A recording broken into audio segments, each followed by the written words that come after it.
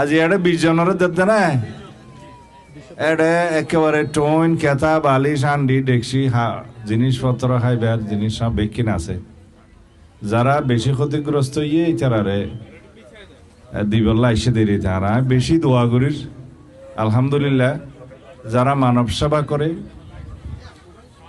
এবং দেশের সেবা করে যারা দ্বীনের খেদমত করে তাদেরকে আল্লাহ রাব্বুল আলামিন কবুল করুক আমিন। হ্যাঁ, যারা আজকে এই নির্মাণ সামগ্রী ঘরের সামগ্রী পাচ্ছেন তাদেরকে নির্মাণের খরচও এই ফাউন্ডেশন বহন করবে। আমি আহ্বান করব এই সাম্প্রতিক বন্যায় যারা ঘরবাড়ি হারিয়েছে নিশ্চিহ্ন হয়েছে তাদের মধ্যে যতদূর সম্ভব এটা জরিপ করে তাদের সকলকে এই সাহায্য যেন আমরা করতে পারি তারা করতে পারে এটা আমি আহ্বান জানাচ্ছি। আর যারা সমাজের বিত্তবান মানুষ দেশের বিত্তবান মানুষ তারা যেন দরিদ্র মানুষের পাশে দাঁড়ায় এই আহ্বান করি। আমাদের উদ্দেশ্য হচ্ছে আমরা রাজনীতি করি মানুষের জন্য দেশের জন্য। আমরা জনগণের সরকার, জনগণের দ্বারা নির্বাচিত সরকার, জনগণের জন্য সরকার। সেই জন্য আমরা জনগণের বিপদে আপদে সবসময় আমরা জনগণের পাশে থাকব। এটা আমাদের আদর্শ, এটা আমাদের উদ্দেশ্য, এটা আমাদের অঙ্গীকার।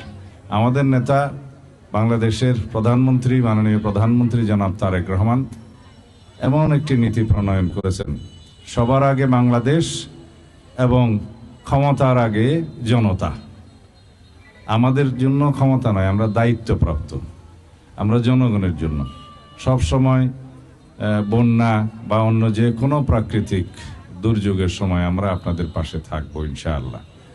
আমরা যারা শুধু ঘরবাড়ি ক্ষতিগ্রস্ত হয়েছে তাদের জন্য নয়, সকল ক্ষেত্রে যারা কৃষক যাদের ফলন নষ্ট হয়েছে, এখন অবশ্য ফলন আমাদের এদিকে শুরু হয় নাই, বীজতলা নষ্ট হয়েছে বা চারা নষ্ট হয়েছে, তাদেরকে সেভাবে সহযোগিতা করার জন্য আমরা পরিকল্পনা নিয়েছি। কৃষি উপকরণ, সার, বীজ, কীটনাশক সহ সকল কিছু দেয়া হবে। যারা গবাদি পশু এবং মৎস্য চাষের লিপ্ত ছিলেন, যারা বন্যায় ক্ষতিগ্রস্ত হয়েছেন তাদেরও আমরা জরিপ করে পরিসংখ্যান নিচ্ছি, তাদেরকেও সাহায্য সহযোগিতা করা হবে।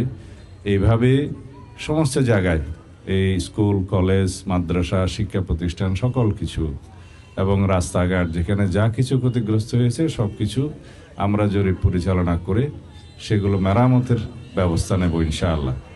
আমাদের অঙ্গীকার, আমরা সকল সময় দরিদ্র মানুষের পাশে থাকব, এদেশের মানুষের পাশে থাকব এবং এদেশের মানুষের ন্যায় বিচার নিশ্চিত করব ইনশাআল্লাহ। আপনারা দোয়া করবেন, আমাদের মাননীয় প্রধানমন্ত্রীকে দোয়া করবেন। তিনি একটি জনবান্ধব এবং দরিদ্র বান্ধব বাজেট এবার দিয়েছেন, যাতে করে কোনো দ্রব্যমূল্য বৃদ্ধি হয় নাই। এটা আমরা দেখেছি। আমরা যাতে জনগণের পাশে সর্বতোভাবে থাকতে পারি সেজন্য আমরা চেষ্টা করছি। আপনারা দোয়া করবেন ইনশাআল্লাহ।